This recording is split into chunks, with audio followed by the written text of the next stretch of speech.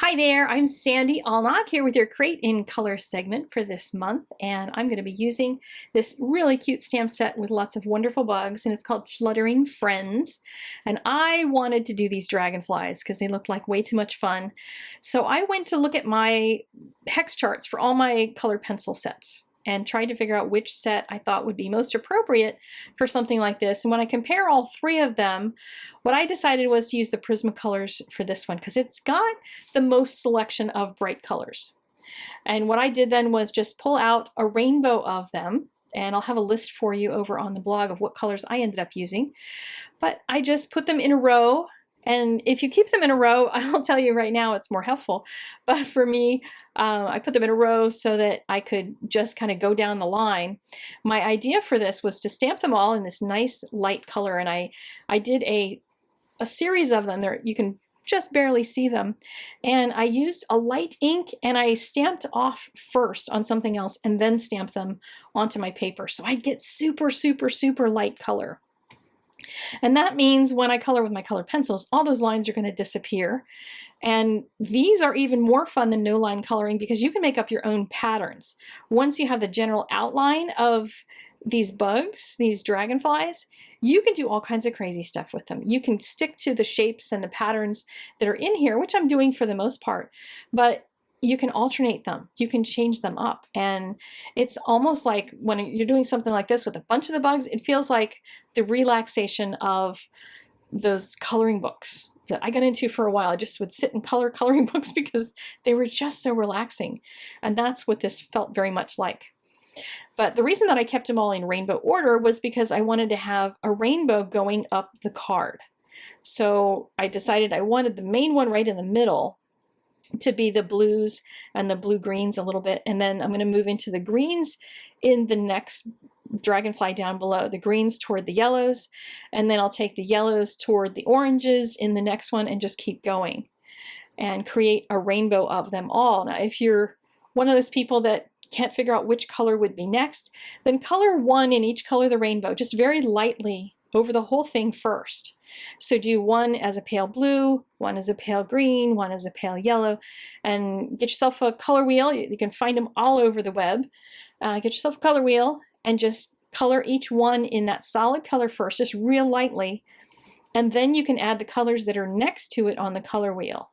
So next to yellow on the color wheel is orange and orange on one side and then yellow green on the other side. So you can pick a selection of colors and you don't have to stick with just one. You can go with a whole bunch of layers of light oranges and medium oranges and dark oranges and stuff to go with it. You can go with a bunch of different kinds of yellows. But if you kind of keep that whole flow of a rainbow going across the whole thing, it just creates that look of a rainbow. The other thing about stamping in these really, really, really light colors, and with this particular one, I used a stamp set that's actually really dry. So in addition to stamping off first, it's my natural stamp pad, and I haven't let it dry, should I say, over time, but I've kept it even though it's dry. I haven't re-inked it. I bought a new one because I really like how this one works when I do it really, really light. And that's super helpful when you're trying to do no line coloring. But what I did was stamp them over top of each other so that all of these dragonflies are in a cluster. You can make them so that they don't touch and they're all individual and everything, but you're going to get more of that idea of motion if your whole thing has a little bit of overlap to it, and not in a real even kind of a way. You want one a little closer, one a little further, make them at different angles so they feel like they're just fluttering all over the place in different directions. So now on this guy, I'm going the other direction on the color wheel. The other way I went to the greens and the yellows and then the oranges and pinks. And now I'm going to head the other direction. So blue, violets and pinks on this next dragonfly. And again, you can put a solid color underneath of them and then add things to them. You can add different patterns to their bodies. And you can even go in after you finish this much and add white lines and white details and polka dots and all kinds of fun stuff in them. And it's super relaxing coloring. The other decision to make as you go along is which one is in front of which one.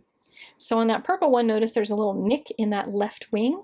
It's because I wanted this other dragonfly that's in front of him, flying ahead of him, to look like his tail is out in front of the purple one.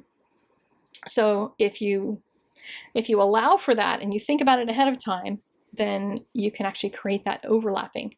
And if you, and I should have done it on this one, but if you do the whole thing like I said before, just do a solid, very light coloring of each one of the dragonflies before you add all the detail, then you'll have that figured out before you get into doing all this relaxing coloring.